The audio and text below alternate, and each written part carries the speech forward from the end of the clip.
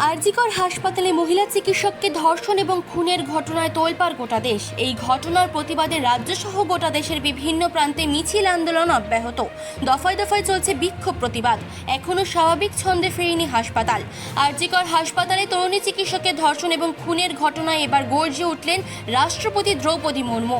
বুধবার রাষ্ট্রপতি দ্রৌপদী মুর্মু বলেন, নির্ভয়া কাণ্ড ঘটেছে 12 বছর আগে। এতদিনেও মেয়েদের উপর অত্যাচার বন্ধ করা গেল না। এটি খুবই দুর্ভাগ্যজনক। Enough is enough. মহিলাদের উপর অত্যাচার আর বরদাস্ত নয়। এরপরই আরজিকরে তরুণী চিকিৎসকের ধর্ষণ এবং খুনের ঘটনায় উদ্বেগ প্রকাশ করে তিনি বলেন, চিকিৎসক, ছাত্রছাত্রী, নাগরিক সমাজ সবাই রাস্তায়, কিন্তু অপরাধীরা ঘুরে বেড়াচ্ছেন।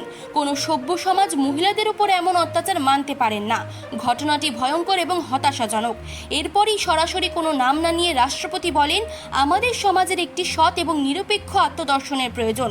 নিজেকে কিছু কঠিন প্রশ্ন করুন। প্রায়শই এক মহিলাকে কম শক্তিশালী, কম সক্ষম এবং কম বুদ্ধিমান হিসেবে দেখা হয়। এটি অসুস্থ মানসিকতার লক্ষণ।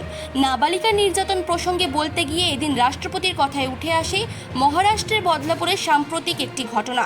তিনি মন্তব্য করেন, পড়ুয়া চিকিৎসক এবং নাগরিকরা যখন কলকাতায় বিক্ষোভ করছিলেন, সেই সময় অপরাধীরা দেশের অন্যত্র তাণ্ডব চালিয়েছে। নাবালিকারাও এদের শিকার হয়েছে। এদিন এভাবেই ধর্ষণের বিরুদ্ধে সরব হলেন রাষ্ট্রপতি দ্রৌপদী মুর্মু। চিফ এডিটর জিতেন সরকারের রিপোর্ট, চেতনা বার্তা। জেগে থাকে, জাগিয়ে রাখে।